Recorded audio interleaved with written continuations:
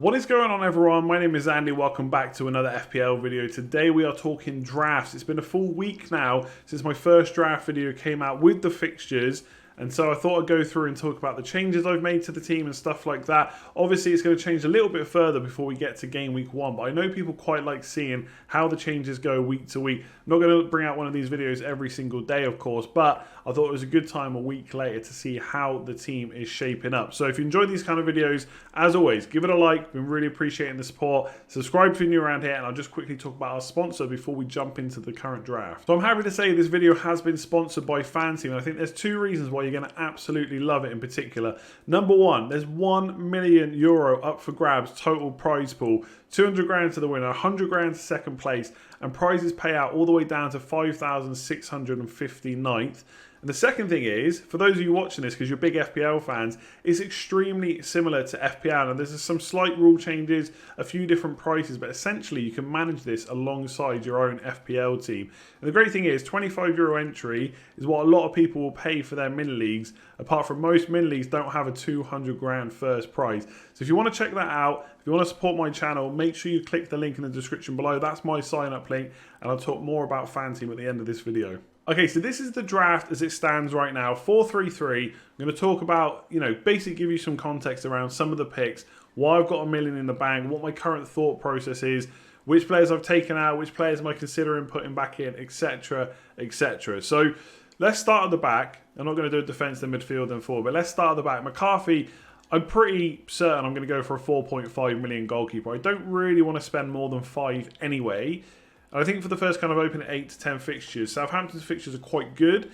And I don't think there's necessarily a reason to go and get Ramsdale. Because one thing I'm going to have in the back of my mind the whole time is why didn't I just save that 0.5 million? Down the line, I'll need that 0.5. And if it's wrapped up in my goalkeeper, I'm just not going to be happy about that. So he's not in. One downgrade I guess I've made is Doherty to Davis. Now that has basically given me the 1 million in the bank. I have made some other changes as well, but that's given me 1 million in the bank. Now I could go back to Doherty. He's been linked to Spurs. Not saying he'd be a bad option at Spurs, but without seeing how he integrates, I'm sure he'll be a worse option than at Wolves, especially when Wolves generally play a 3 at the back, which means Doherty's playing as a wing back. I'm not sure that's going to be the same case for Spurs. They might stick to the 4 at the back. So that's something to consider. It's not necessarily why I made a downgrade. I originally took him out just to see what I could do with the money. And I was quite happy with a team with $1 million in the bank. So I might use that at some point. But right now it's kind of there as a little nest egg just in case I need it. Trent's in, of course. Not even going to talk about him. And I'm not even sure I need to keep going over Vinagre. Of course, if they don't sign a left back, he's absolutely in my team. If they do, it's going to depend. Vinagre could still be first choice while Johnny is out. We don't know for sure. Like Maitland-Niles, surely he's going to be cover for the right side or cover for Doherty if they sell him. I don't see why he would come in and then start playing instead of Vinagre. He could play there. I'm not saying he definitely won't, but I'm not too concerned about that move right now. So Vinagre definitely in there. And Justin, I think Justin's a good short-term pick because Leicester's fixtures are so good. But Johnny Evans is suspended, I think, for the first 3 game weeks or something like that. So that's a little bit of a worry. But he's a great price with a really good opening fixture as well. And I've got Greenwood on the bench. So I'll basically play him instead of one of those 3 defenders. Pretty much Trent, Davis and Vinagre most game weeks. But I could play Justin instead maybe in game week 2 while Vinagre's playing Man City, for example. So that's where the current thinking at. Now, the reason I've got Greenwood on the bench is because if I want a Man United player, I think I just about prefer to have them on the bench and then bring them in for game week 2 without having to use a transfer. And I'm not saying you have to do that. You could put Ziyech in the team, for example, who's got a game week 1 fixture against Brighton, and then downgrade him to Greenwood. That's another way around to do it. But I personally prefer just to save that transfer and just have him in my team. And right now, as it stands, Man United haven't sold or haven't bought a right winger. So it looks like Greenwood is going to start the season and pretty much be nailed for most of the season. Now, I'm sure he'll need a rest at some point. He is young. Maybe Man United will still buy someone. We don't know. But as it stands, stats-wise, yes, he's probably the worst out of him, Martial, Fernandes and Rashford as well. But he's also a lot cheaper than them, playing on the side that's got some pretty good opening fixtures after game week 1. So he's in as well. So this would basically be a 3-4-3. Now in midfield, I think I had Son, I think I had Salah already. Again, I could stretch up to 10 million from Son, but there's not really anyone I want. If Mahrez was nailed on from game week 3, I'd absolutely have him, but that's not going to be the case. I could go for Rashford instead, but I don't know if I want Rashford and Greenwood. Like, Man United's fixtures are quite good. I don't think they're amazing where you have to start doubling or tripling up. Of course, if they keep scoring the same amount of goals they did last year, then I might change my mind on that. So right now, I quite like Son. I think he's a good price at 9 million. He gives you some good downgrade options, some potential to go up as well if you need to. Maybe if you could always stretch all the way to, like for example, with 1 million in the bank, you could downgrade Ings or Jimenez at some point to like a 6.5 or a 7 million pound forward, and suddenly you can go from Son to Sterling or Son to De Bruyne. So I'm not saying I would 100% do that, but putting Son in there with some quite good fixtures for Spurs, I do think Spurs' opening fixtures are probably better defensively than they are from an attacking point of view. But Son is a great player, and I know that Kane was probably the better of the two from an FPL point of view post-lockdown, but I still think that there's a great player in Son there. Probably, or arguably the best player at Spurs. Let me know below. Who's the best player at Spurs, Kane or Son? Slightly different, slight tangent there, but I still think Son's a great option. And then I've got St. Maximin in as my 5.5 midfielder. So I put out a video yesterday about 5.5s. I'm still not 100% locked on him. I think Souček is a great option in terms of goal threat. If the fixtures are better, I'd probably go for him. There's Armstrong at Southampton as well. But ultimately, I think St. Maximin is going to probably get most minutes out of most of those players that I talked about. If Saka starts the Community Shield, then I'll be very tempted to get him, especially for those opening 4 fixtures. I think they're really good for Arsenal, apart from game week 3. So that's the only concern there. But right now, St. Maximin is in there. I'm not expecting a huge amount of points from that position, but at some point, you've got to save some cash to spend elsewhere. Now, the biggest change is probably up front. And I've got to be honest, sometimes I set a draft and I'm quite happy with it right up until game week 1. I'll make a few changes, but not a huge amount. This one, I'm not struggling, but I am making more changes than normal. So I had Jamie Vardy in my last draft. I saw a comment saying, you're never going to start with Vardy. Why is he in your team? But I'll be honest, he's one of the players I'm really trying to fit in if I can. Now, I could go, instead of Jimenez and Ings, it could be Vardy and Antonio, something like that. That would fit in as well. That's something I've considered. But right now I've got Jimenez and Ings, so I think that's probably a better combo. I really like Antonio. I think he's probably the best 6.5 million forward. Arguably he's as good as kind of Calvert-Lewin at 7 million as well. But the fixtures are just not good outside of Newcastle. So right now I've got some extremely consistent and steady scorers in Jimenez and Ings. But quickly on Vardy, right? The reason I like him so much is the fixtures are brilliant.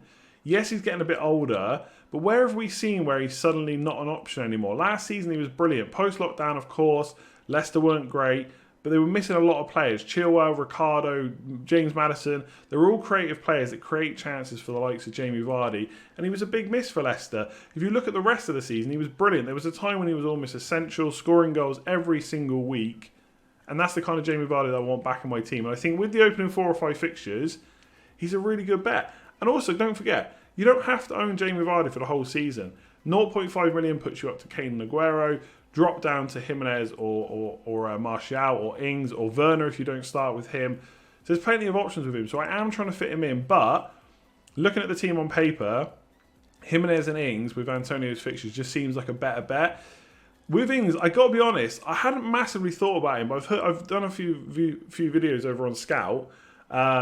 And a lot of people have been quite convincing about Danny Ings. The fixtures are really good for a start. And a bit like Vardy, is there any reason why he can't do what he did last season? There's not really anything showing me that he can't. They haven't really made some mass transfers out. Højbjerg's gone, but he didn't start a lot of the post-lockdown fixtures anyway. So I think from a creating chance point of view, Southampton scored a lot of goals last year, and Ings was at the heart of that. He's not got penalties, it's a little bit annoying, but he still scored 20 goals. And with the fixtures they got there, I'm starting to talk myself into him, while other people have started to talk me into getting him. And Jimenez, we talked about Wolves fixtures already. They're absolutely incredible. Yes, they got Man City in game week 2, but after that, they're really, really good. And why not get the man that's nailed on? I would love to get Jota or Traore or Podence or Neto, but we don't know who's going to start week in, week out. They could be much better value players. But right now, I look at Jimenez and Ings, and you look at the points they scored last week, or last year, you have to say they're basically underpriced.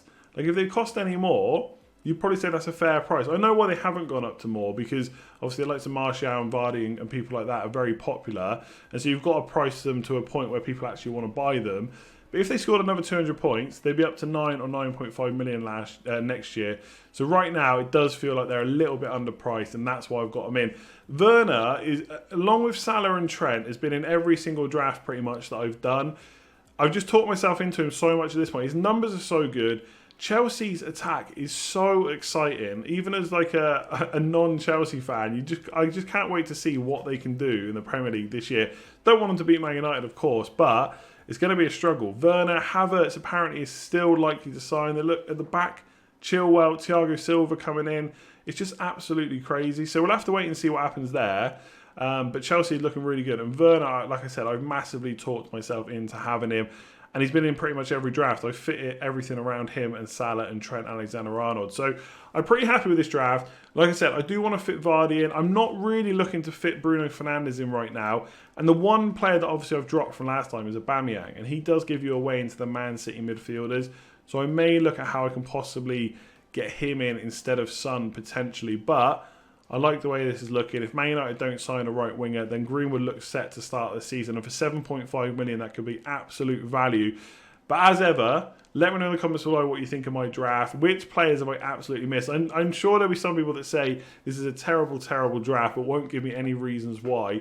I'm always interested to know if you think it's a terrible draft, who would you have instead? And how would you fund it? Because everyone always says, get Sterling. That's great, but who do I get rid of? Son? How do I fund Sterling instead? So let me know in the comments below what you think of this draft, and let's talk about FanTeam for a little bit more. So once you've clicked that link in the description below to help me out, it will bring you to the FanTeam page. So it's €25 entry. I think I mentioned that earlier, but obviously the prizes on offer are absolutely insane. So well worth it, especially if you're someone that pumps a lot of money into mini leagues and stuff. Maybe you can come and do this instead. It is gambling, so be gamble aware, and obviously the links and stuff to that are in my description if you want to check them out, as well as the link to sign up too.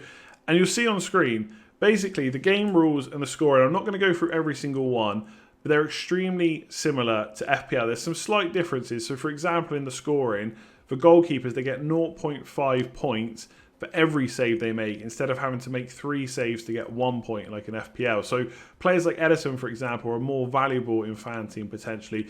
They also get points if they're on the winning team. They get a point if they play the full 90 minutes, and there's stuff like that as well. So there is a little bit of difference, but it wouldn't be easy if there wasn't 200 grand on offer. So when there's that much money at stake, they can't make it completely easy.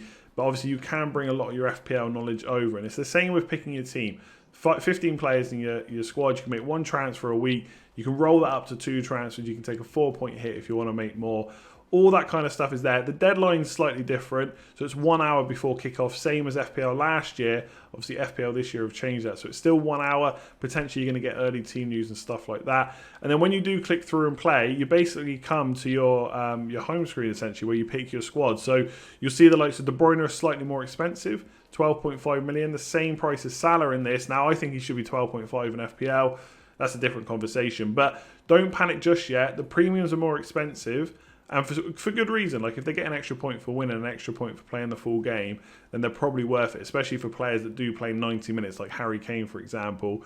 But the cheaper players, there's a lot more 4 million options in the likes of defenders and midfielders than there would be in FPL. So there are ways to kind of save money. So if you want to try this out, I'm not going to build a draft in this video. I might do it in another one. But like I said, if you want to check it out, I do have a link in the description below. Click that if you want to play. That'll take you straight through, and it'll really help me out as well.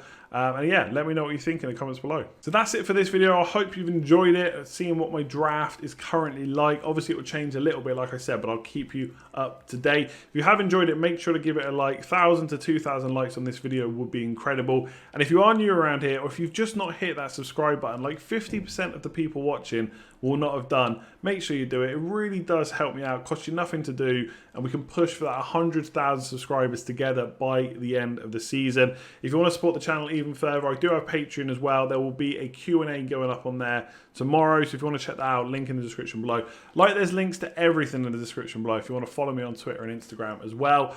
Otherwise, I'll catch you for another video very shortly. Cheers all.